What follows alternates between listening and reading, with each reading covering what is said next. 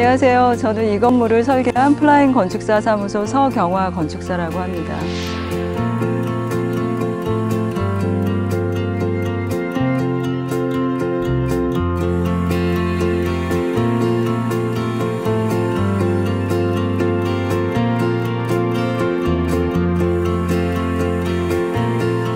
그 다음에 이 공간은 거실하고 이렇게 쭉 연결이 되는데 뭔가 지금 움푹 들어가서 궁금하실 것 같기도 해요. 근데 여기는 리클라이너나 그러니까 등받이 의자 같은 거를 이렇게 좀 놓고 여기 주차장에 이제 누가 이렇게 딱 오신다 그러면 누가 오나 이 창문을 통해서 좀 보기도 하고 약간의 이제 거실이지만 또 다른 느낌, 조금 아늑하게 좀 책도 볼 수 있고 그 다음에 또 조그만한 테이블 놓으면 좀 뭐 분위기 있게 차를 좀 드실 수 있거나 이런 공간이기도 해요.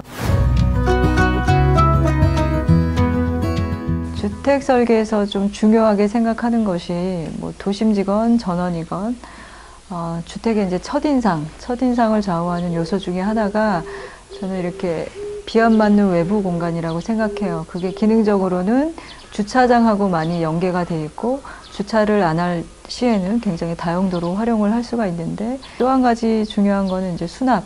주택은 아무리 강조해도 지나치지 않는 게 수납이에요. 그래서 정리를 하고 오셔도 또 생활하시면 계속 쌓이는 게 이제 물건이다 보니까 요 비 안 맞는 외부 공간하고 수납은 주택에서 아주 가장 중요하다. 그래서 신경을 많이 쓰는 부분이고요. 이렇게 위를 보시면 아까 다락 있다고 말씀드렸잖아요. 그러니까 평상시에 여기는 계단이 없고 수납 전용이기 때문에 계단으로 이렇게 공간을 활용을 못하는 것보다는 이 안에다가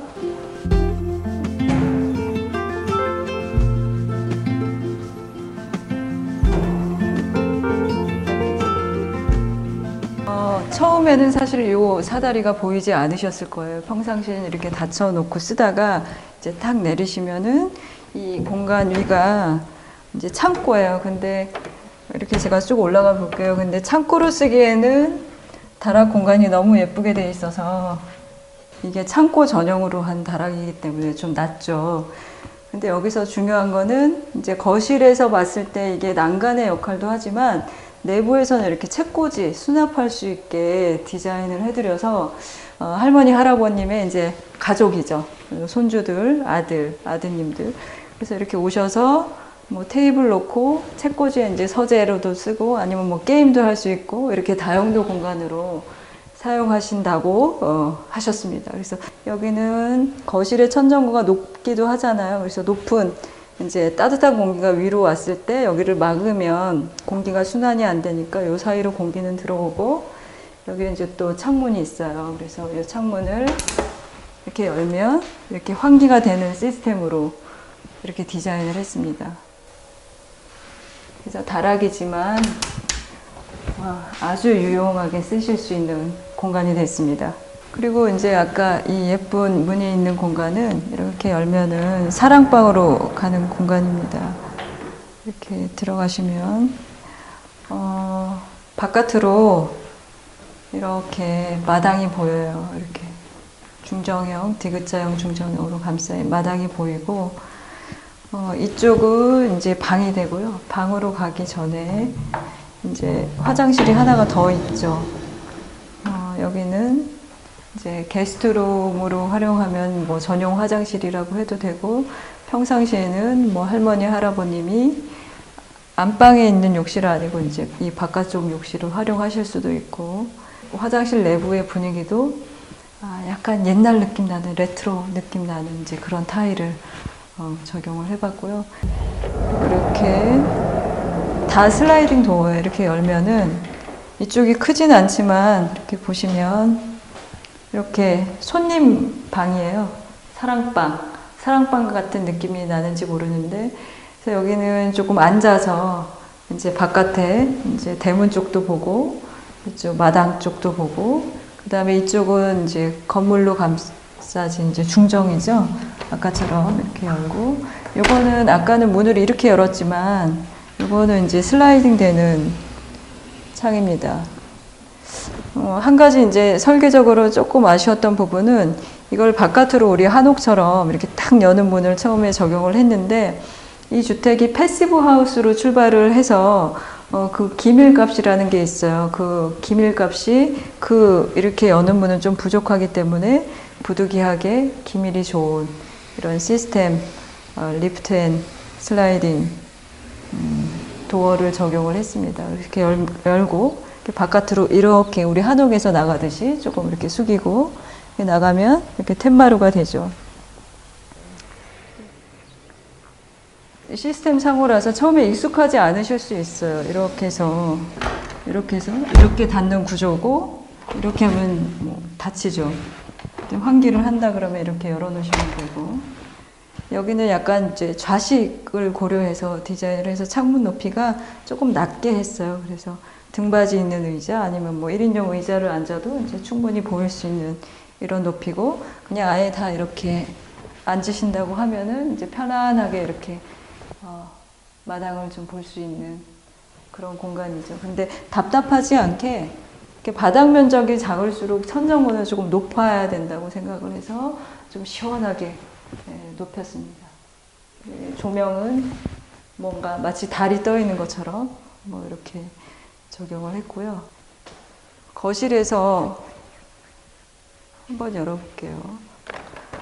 거실에서 이렇게 살짝 들어서 이렇게 열어야 되죠. 이렇게 열고 나오시면 이 공간이 굉장히 예뻐요.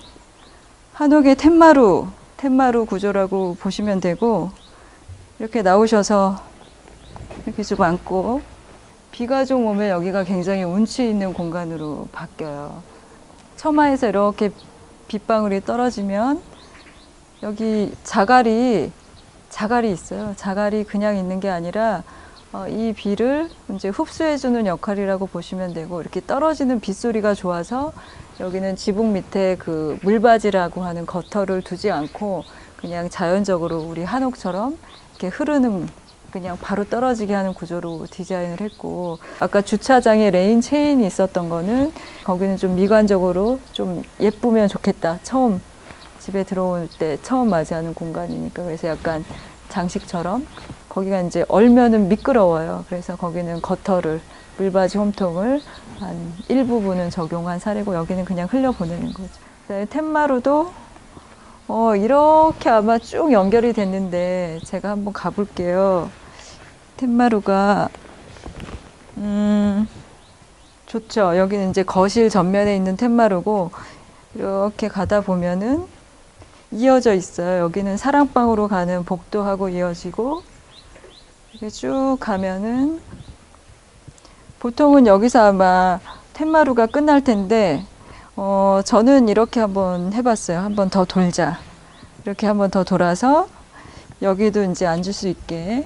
그럼 여기 앉을 수 있으면은 저쪽에 대문이 보이고, 아직 대문이 안 됐지만 대문이 보이고, 여기 앉아 있으면 또 밭도 보이고, 그리고 여기도 또 비 안 맞는 공간이 주차장하고는 다르게 되게 예쁘게 잘 돼 있어요. 그래서 나중에 여기 이제 애완견이라든지 요즘에 반려묘라든지 많이 키우시니까 뭐 그 친구들 비 올 때도 뭐 여기 같이 있을 수 있고, 그리고 정말 가만히 있으면 지금도 바람이 부는데 너무 기분이 좋아요. 또 한 가지 아마 궁금해 하실 부분이, 지붕에 보면 뭐 이렇게 점점점이 뭔가 막 이렇게 돌출된 게 있을 거예요. 그래서 일반인 분들은 잘 모르시는 건데, 저게 그냥 예쁘죠. 예쁘기도 하지만 굉장히 기능적인 역할을 합니다. 뭐냐면 그냥 영어로는 스노우 스토퍼라고 해서 눈이 내렸을 때 이렇게 쭉 미끄러져서 한 번에 떨어지면 사실 사람한테 위험하죠. 그래서 그거를 한번 이렇게 막아주는 역할이라고 보시면 돼요. 제가 아까 패시브 주택으로 출발을 했다고 하지만, 그러니까 일반 주택에 비해 굉장히 저에너지로 이제 에너지가 적게 든다고 보시면 되고, 이 창문 같은 경우 이렇게 한번 보시면 깊이감이 굉장히 깊을 거예요. 그러니까 일반 단열재보다 여기는 굉장히 두꺼운 단열재를 적용을 해서 단열 보강도 굉장히 많이 했고요. 그래서 일반 주택보다 단열재가 굉장히 충실하게 좋은 걸로 설계가 되었다, 이렇게 보시면 되고, 이 건물이 기능적으로 굉장히 우수한 건물이다 라고 생각하시면 될 것 같습니다.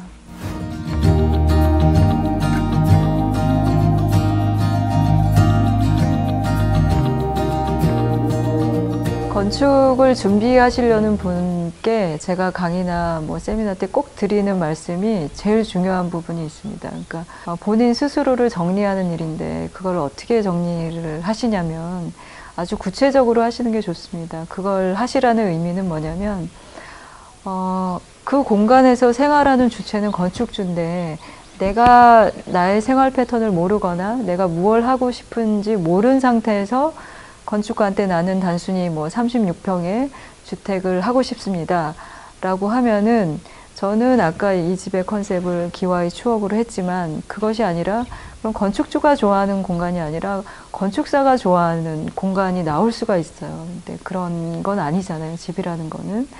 그래서 제가 드리는 거는 아주 구체적으로 정리를 하셔라.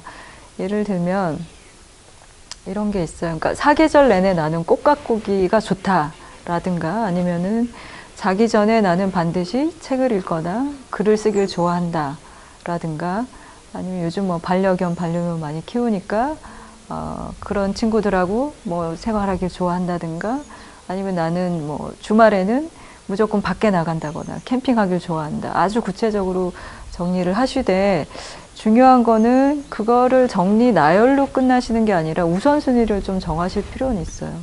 그러니까 그렇게 하시라는 이유는 항상 이렇게 상담을 하다 보면 충분한 예산은 없습니다. 그래서 한정된 예산 내에서 건축을 하려면 그런 우선순위를 정하다 보면 지금 해야 될 거하고 나중에 해야 될 것들이 정리가 자연스럽게 되고요.